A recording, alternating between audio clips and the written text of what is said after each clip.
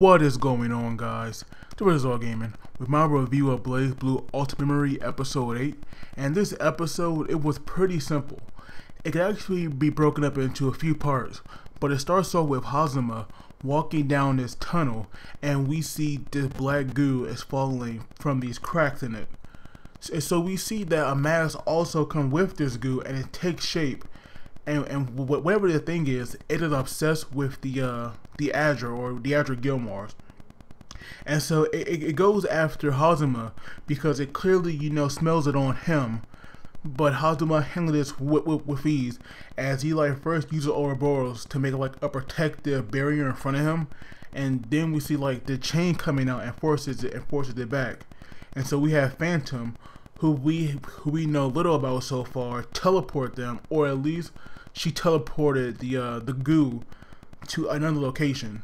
And so we have Kokonoe, who had such a horrible day in this episode, because at one point she actually spilled her coffee, even though she don't drink it, which is so stupid. I mean, why would you have it there if you don't drink it? But because of her papers fell, it made her coffee spill all over what she was wearing. So she took off her coat and she threw it, but she hit Lambda's tank, and that teleported her to another area. And so now we have this goo, whose name is Arakune. He's now searching for the Adra because he can smell it, and he actually comes across Lambda, and he actually overpowers her pretty easily. I was surprised that she did not summon her armor or her weapons, but maybe she can't do that without Kokonoe putting it on her.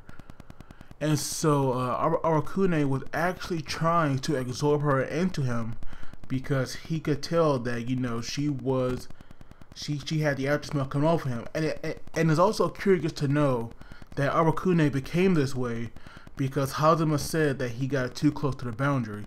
So it's obvious, nobody normal can handle that, because look what happened to him.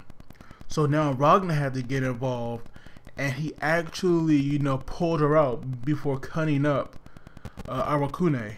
And of course, there was sadly no real fight between them, because he quickly retreated into some kind of sewer, I think it was.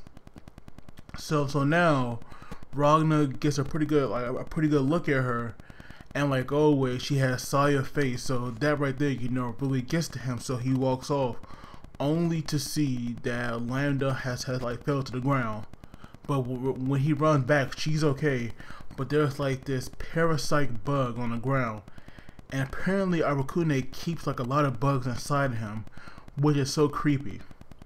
So now that Kokonoe has come back, she finally realizes that Lambda is no longer in her tank, which to me it was kind of weird that she didn't notice that as soon as she came back into her office, because I'm pretty sure it's hard for her to miss that. But when she does realize it, she's in trouble, because not only can she not search for her, but when she tried to hack into the NOL mainframe, it actually went down. So now she had no way to search for her, so she actually had to go to Tager, and he had to look for her. So basically now the episode it gets a pretty simple at this point, because it basically Ragna and Lambda kind of had a date in a sense, because Lambda, even though she's not technically a human, but a prime field, she has feelings of her own, and she just wanted to be so close to Ragna and bond with him. It's kind of obvious that she's falling for him.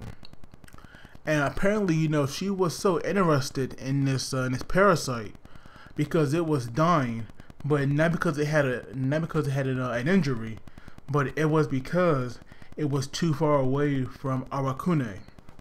So now Lambda, she was kind of learning what it meant to be human, or at least certain aspects, about life and death, and how to always remember somebody close to you, and also what it meant to be gentle.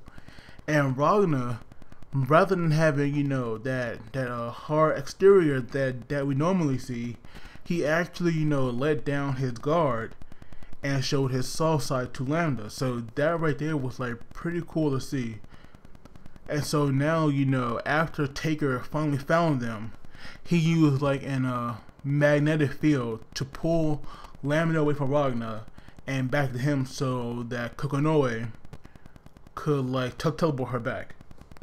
And so now, you know, Kokonoe planned to use Lambda to kill Terumi or, you know, Hazama. But Ragna said he's the one. Ragna was going to say that, you know, he's the one that's going to do it. But everybody thinks that Ragna cannot beat him. And it goes to show you like how powerful Hazama is. It's the most powerful character that we have seen so far. Ragna himself, and people are saying that, you know, he's no match for him. And so now that Ragna knows that Hazama wants Noelle because he wants to smelt her, now Ragna feels that rather than always destroying everything, maybe it's time for a new role. So now he's gonna find Noelle and protect her because he knows that Hazama wants her.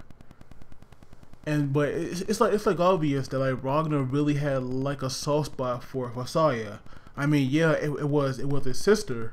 But like even the people that have her face, he still become like quite close to them. And at the end of the episode, we have Hazama looking at some little kid, and she just opened her eyes, and that's where it ends. So maybe some of you guys know who that is, and maybe some of you don't. But if you don't know who that is, I would love to hear who y'all think that could be. But this episode, you know, it was pretty simple, so I'll give it like an okay rating.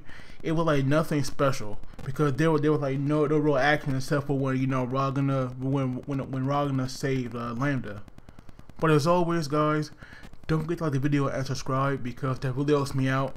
But as always, you guys take it easy, and I'll see you all next time.